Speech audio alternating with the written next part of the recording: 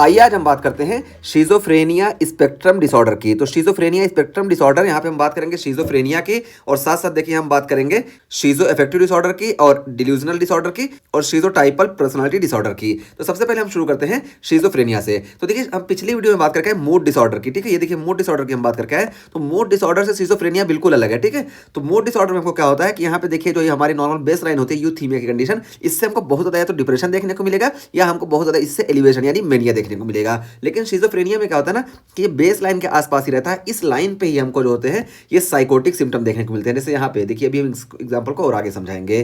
तो ये शिज़ोफ्रेनिया में हमको देखने को मिलता है। और ये देखिए क्या है, schizophrenia chronic illness causing profound functional impairment. तो शिज़ोफ्रेनिया क्या होता है कि क्रोनिक इलनेस होती है और यहाँ पे प्रोफाउंड फंक्शनल इंपेयरमेंट हमको देखने को मिलता है, यानी इंपेयरमेंट देखने को मिलेगा, फंक्शनल इंपेयरमेंट। लेकिन ये मूड डिसऑर्डर से अलग होता है। और सिम्टम कैटेगराइज इंक्लूड, तो इसमें कौन कौन से सिम्टम पाए जाते हैं यहाँ पे बताया गया। तो देखिए पॉजिटिव सिम्टम प्रेजेंट होते हैं, निगेटिव सिम्टम प्रेजेंट होते हैं और कॉग्निटिव सिम्टम प्रेजेंट होते हैं। तो पॉजिटिव सिम्टम में बात करें तो देखिए एक्सेसिव या डिस्टॉर्टेड फंक्शनिंग, तो बहुत ज्यादा या डिस्टॉर्टेड फंक्शनिंग देखने को मिलेगी, जैसे हेलुसिनेशन देखने को मिलेगा, डिल्यूजन देखने को मिलेगा, अनयूजुअल थॉट प्रोसेस देखने को मिलेगी या डिसऑर्गेनाइज्ड स्पीच देखने को मिलेगी। इसी तरीके से बिज़ार बिहेवियर देखने को मिलेगा, ठीक है, इरिटेटिंग बिहेवियर इस तरह से देखने को ये सब मिलेगा। तो ये जो चीज़ें हैं ये पॉजिटिव सिम्टम हुआ। तो सब पे हम बात करके आए, हेलुसिनेशन क्या होता है, डिल्यूजन क्या होता है, ये बात करके आए।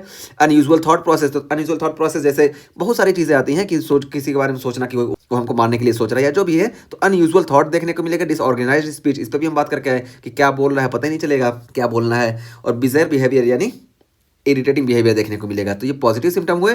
और निगेटिव सिम्टम में बात करें तो देखिए निगेटिव सिम्टम यानी जो चीज़ें कम देखने को मिलेंगी, जैसे डिमिनिश फंक्शनिंग, तो फंक्शनिंग जो होगी ये डिमिनिश हो जाएगी, जैसे फ्लैट और ब्लंटेड अफेक्ट, ठीक है। और एपैथी देखने को मिलेगी यानी एकदम सुस्त दिखाई देगा। एनहिडोनिया देखने को मिलेगा। और एनहिडोनिया क्या बोलते हैं कि वो कंडीशन कि जैसे पहले किसी चीज़ में खुशी मिलती थी अब वो चीज़ में खुशी ना मिले, यानी इंटरेस्ट जैसे किसी चीज़ में, आपका एक दोस्त था वो आपके साथ घूमता था, ठीक है, हमेशा घूमता था, हमेशा आपके साथ बाहर जाता था, बहुत अच्छा लगता था उसको, लेकिन अब जो है वो आइसोलेट रहना चाह रहा है, आप लोग से बिल्कुल दूर रहना चाह रहा है। और ऐसा नहीं कि एग्जाम वगैरह की वजह से, मतलब वो बिना किसी वजह से आप लोग से दूर रहना चाह रहा है और उसको इस चीज़ में मज़ा ही नहीं आ रहा, तो इसी को बोलते हैं एनिडोनिया, ठीक है। और एलोगिया यानी कम बोलना और इसी तरीके से सोशल विड्रॉल, तो ये सारी चीज़ें हमको देखने को मिलेंगी, ये निगेटिव सिम्टम हुआ। और फिर कॉग्निटिव सिम्टम की बात करें तो देखिए रिड्यूस्ड एबिलिटी टू अंडरस्टैंड और मेक प्लान, तो किसी चीज़ को समझने की कैपेसिटी खत्म हो जाएगी या प्लान बनाने की, मतलब जो चीज़ें होता है ना कि पूरे दिमाग को आदमी एक साथ ला के और सारी चीज़ों को सामने रख के उसके बाद फैसला करता है, वो चीज़ें खत्म हो जाएगी। तो कॉग्निटिव बिहेवियर इसका जो होता है ये रिड्यूस हो जाएगा। और देखिए डिमिनिश्ड वर्किंग मेमोरी, तो वर्किंग मेमोरी जिसकी डिमिनिश्ड हो जाएगी। और इन अटेंशन, इसमें इन अटेंशन देखने को मिलेगा, ठीक है। तो ये सारी चीज़ें हुई, तो ये तीन इसके सिम्टम हुए, तो तीन कैटेगरी में इसको किया गया। अब उसके बाद देखिए शिज़ोफ्रेनिया हम कब बोलेंगे, तो ये डायग्नोस्टिक क्राइटेरिया की बात की गई यहाँ पे। तो देखिए शिज़ोफ्रेनिया के देखिए 5 डायग्नोस्टिक क्राइटेरिया है मेजरली, और यही 5 पे हम डिपेंड करते हैं। तो देखिए सबसे पहला डिल्यूजन है, दूसरा हेलुसिनेशन है, और हेलुसिनेशन मोस्टली ऑडिटरी हेलुसिनेशन होता है, और डिसऑर्गेनाइज्ड स्पीच है, और डिसऑर्गेनाइज्ड और कैटाटोनिक बिहेवियर है, और इसी तरीके से निगेटिव सिम्टम। तो ये 5 जो है इसके डायग्नोस्टिक क्राइटेरिया हैं। और 5 में से ना देखिए एक टाइम पे 2 या 2 से ज़्यादा का प्रेजेंट होना जरूरी है, ठीक है। सिर्फ डिल्यूजन प्रेजेंट है तो इसको हम शिज़ोफ्रेनिया नहीं बोलेंगे, डिल्यूजन के साथ साथ हमको जो है एक और कोई प्रेजेंट होना चाहिए, ठीक है। तो कम से कम 2% होना चाहिए। और उसके बाद देखिए क्या बताया गया कि यहाँ पे जो देखिए पहले 3 सिम्टम है ना, इसमें से एक जरूर % होना चाहिए। तो ऐसा नहीं कि नीचे के 2% होंगे तब इसको हम शिज़ोफ्रेनिया बोल देंगे, तब हम इसको शिज़ोफ्रेनिया नहीं बोल पाएंगे। इसको शिज़ोफ्रेनिया बोलने के लिए जरूरी है कि ऊपर से एक सिम्टम हो और नीचे से एक सिम्टम हो, या कहीं से भी, मतलब इसमें से एक होना ही चाहिए, एक यहाँ से एक यहाँ से, तभी शिज़ोफ्रेनिया बोल देंगे। एक ये है एक ये है तब भी शिज़ोफ्रेनिया बोल देंगे, एक ये है और एक ये है तब भी शिज़ोफ्रेनिया बोल देंगे। लेकिन अगर ये दोनों है तो इसको शिज़ोफ्रेनिया नहीं बोलेंगे। यही यहाँ पे बताया गया कि डायग्नोसिस रिक्वायर 2 और more than 2 of the following criteria, इन 5 में से 2 या 2 से ज़्यादा % होना चाहिए। और इसमें याद क्या रखना है कि इंक्लूडिंग 1 और more then 1 from symptom 1 to 3, तो इन तीनों में से एक या एक से ज़्यादा % होना चाहिए, तब जाके हम शिज़ोफ्रेनिया बोलते हैं। तो ये चीज़ क्लियर हुई डायग्नोस्टिक क्राइटेरिया के बारे में। और उसके बाद अभी इस वाली लाइन को ना हम अभी बताते हैं। सबसे पहले हम शिज़ोफ्रेनिया पे बात कर रहे हैं, ये वाला भी बताएंगे जब यहाँ पे इसको रिलेट करेंगे। और उसके बाद देखिए अब यहाँ पे शिज़ोफ्रेनिया के एसोसिएशन की बात की गई कि इसमें हमको देखने को क्या मिलता है शिज़ोफ्रेनिया में, तो associated with Altered dopaminergic activity, तो इसमें हमको डोपामिनर्जिक एक्टिविटी अल्टर देखने को मिलती है, और ये मोस्टली इंक्रीज होती है, ठीक है। डोपामिनर्जिक एक्टिविटी मोस्टली इंक्रीज होती है।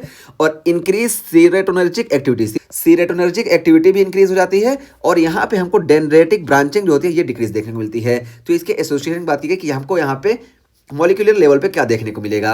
और उसके बाद फिर यहाँ पे देखिए इमेजिंग की बात की गई, तो जब हम इमेजिंग करेंगे ना सीटी में या एमआरआई में, तो यहाँ पे देखिए हमको वेंट्रिकुलोमीगैली देखने को मिलेगा, ठीक है। तो ब्रेन की जब हम सीटी या एमआरआई करेंगे, इमेजिंग करेंगे तो हमको वहाँ पे वेंट्रिकोमेगाली देखने को मिलेगा। और यहाँ पे लाइफ टाइम प्रिवेलेंस की बात करें तो देखिए ये 1.5% इसका लाइफ टाइम प्रिवेलेंस है।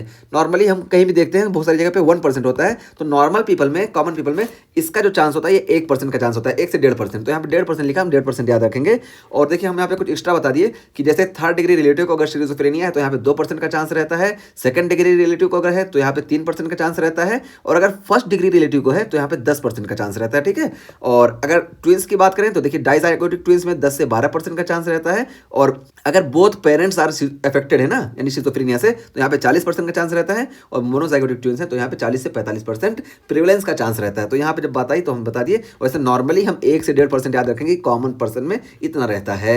और यहाँ पे फिर देखिए बताया कि मेल्स जो होते हैं ये ज़्यादा अफेक्टेड होते हैं फीमेल से, ठीक है। तो मेल ज़्यादा अफेक्टेड होते हैं फीमेल से, और उसका फिर क्या है कि मेल में ना ये हमको जल्दी देखने को मिलता है, तो presents earlier in male than in female. तो मेल में हमको जल्दी उम्र में देखने को मिलता है और फीमेल में लेट देखने को मिलता है। तो देखिए मेल में हमको टीन एज से लेके 20 साल तक देखने को मिलता है, ठीक है। अर्ली 20s में हमको ये देखने को मिल जाता है, जबकि फीमेल में बात करें ना तो लेट 20s से लेके अर्ली 30s में देखने को मिलता है। तो ये चीज़ हुई। और उसके बाद फिर देखिए यहाँ पे जब शिजोफ्रेनिया होता है ना तो यहाँ पे सुसाइड का रिस्क ज़्यादा हो जाता है, ठीक, क्योंकि यहाँ पे मोस्टली हमको यंग एज में देखने को मिल रहा है, और जब यंग एज में देखने को मिल रहा है तो यंग लोग का बहुत सारा एम होता है, जब सारी चीज़ खत्म हो जाती है अब यहाँ पे कुछ नहीं, तो ये सुसाइड का रिस्क यहाँ पे बहुत ज़्यादा बढ़ जाता है। और उसका फिर देखिए यहाँ पे एसोसिएशन बताया कि किससे हमको देखने को मिलता है, तो heavy cannabinoids used in adolescence is associated with increased incidence and worsened course of psychotic mood and anxiety disorder। तो ये बताया जा रहा है कि एडोलसेंस में जो हैवी कैनाबिस का यूज़ है ना, इसकी वजह से ये साइकोटिक मूड और एंजाइटी डिसऑर्डर का ना इंसिडेंस बढ़ जा रहा है, इंसिडेंस भी बढ़ रहा है और इसकी कंडीशन भी और ज़्यादा वर्स हो रही है। तो इसी वजह से एडोलसेंस में और ज़्यादा कॉमन है, क्योंकि यहाँ पे कैनाबिस का यूज़ बहुत ज़्यादा होता है।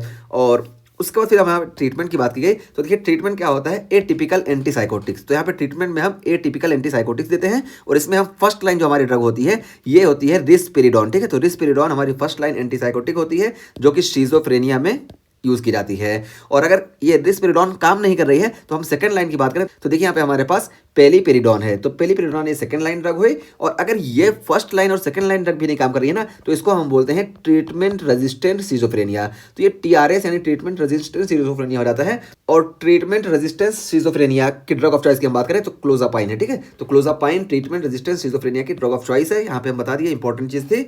और उसके बाद फिर देखिए बताया गया कि जब हम ट्रीटमेंट करेंगे ना तो ट्रीटमेंट पे ये जो पॉजिटिव सिम्टम है, ये पॉजिटिव सिम्टम ये तो खत्म हो जाएंगे, लेकिन ये जो निगेटिव सिम्टम है ना ये परसिस्ट कर सकते हैं। तो देखिए यहाँ पे आखिरी लाइन में ही बताया गया कि negative symptoms often persist after treatment. तो ट्रीटमेंट के बाद भी हमको ये जो निगेटिव सिम्टम्स हैं, ये देखिए हम यहाँ पे भी लिखे निगेटिव सिम्टम्स, ये परसिस्ट देखने को मिलेंगे despite resolution of positive symptom. हाँ, पॉजिटिव सिम्टम जो है ये खत्म हो जाएंगे। तो देखिए हम यहाँ पे बहुत आसान करके बता दिए कि ये शिजोफ्रेनिया होता क्या है। तो यहाँ पे हम शुरू में बात किए कि ये इसके 3 कैटेगरी होती है, इन 3 कैटेगरी में हमको यानी ये 3 कैटेगरी के सिम्टम हमको देखने को मिलते हैं। और फिर डायग्नोस्टिक क्राइटेरिया की हम बात किए कि ये 5 डायग्नोस्टिक क्राइटेरिया हैं, यानी इन 5 में से ये 2 कम से कम प्रेजेंट होना चाहिए, और वो भी 2 जो प्रेजेंट होंगे उसमें से ये फर्स्ट 3 जो है इसमें से 1 प्रेजेंट होना चाहिए। तो हम बहुत अच्छे से बता दिए ये। और एसोसिएशन की फिर यहाँ पे बात की गई कि हमको क्या क्या देखने को मिलता है, और फिर यहाँ प्रेवलेंस की बात की गई कि नॉर्मली 1% या 1 से 1.5% हमको देखने को मिलता है नॉर्मल पीपल में।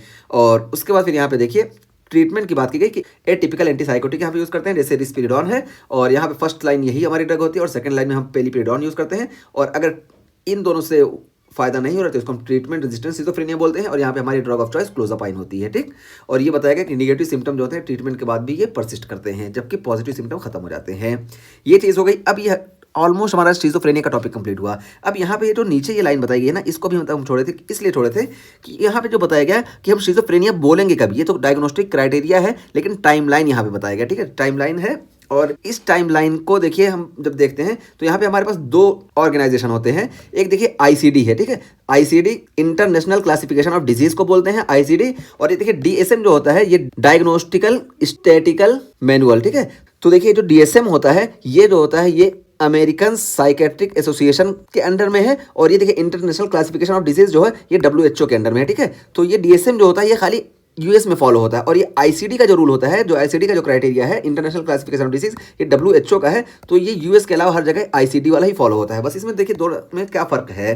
तो ये जो इसका क्राइटेरिया है ना, ये देखिए क्राइटेरिया हमें बताएं, ये क्राइटेरिया देखिए बात की गई कि अगर ये 1 दिन से लेकर 1 महीना तक परसिस्ट हो रहे हैं ना तो देखिए डीएसएम इसको बोलता है ब्रीफ साइकोटिक डिसऑर्डर। तो डीएसएम के हिसाब से ये ब्रीफ साइकोटिक डिसऑर्डर हुआ, और आईसीडी के हिसाब से देखिए इसको हम बोलते हैं एक्यूट ट्रांजिएंट साइकोटिक डिसऑर्डर यानी एटीपी डिसऑर्डर बोलते हैं। तो यहाँ से एक दिन से एक महीने तक अगर इसके सिम्टम देखने को मिले तो इसको देखिए डीएसएम ब्रीफ साइकोटिक डिसऑर्डर बोलता है, और आईसीडी इसको एक्यूट ट्रांजिएंट साइकोटिक डिसऑर्डर बोलता है। लेकिन आगे आपको यहाँ पे देखिए फर्क देखने को मिल रहा है कि अगर एक महीने से ज़्यादा हो गया ना, तो एक महीने से ज़्यादा यही सिम्टम, यही क्राइटेरिया हमको फुलफिल देखने को मिल रहा है।